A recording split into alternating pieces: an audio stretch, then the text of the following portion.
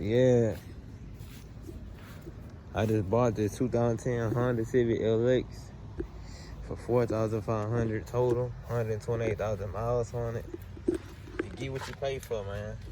These are some real reliable cars. I got me a daily car.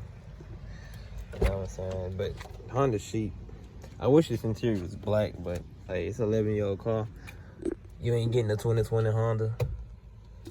Oh shit, I want to touch other people's car. Like this here is broke. I can order another of these, probably like 50 bucks. But hey, 4,500 car? It's a steal. This car here gonna save me gas. It's my wife's car. It's her first car actually. They got the oil change on this thing, and I'm just learning it. Like in the front, got a little crack, but a new grill would be like $40. Honda part sheet, that's nothing. This is 2010 though, man. And, you know, but it's hard to find these Hondas, man. I got them to go down. They wanted 7,500, pointing stuff out. Them hubcaps, them can easily be like, I can paint. I might do those black actually. I don't know. I might just leave them be. Not really sure what I want to do. But yeah, what y'all think?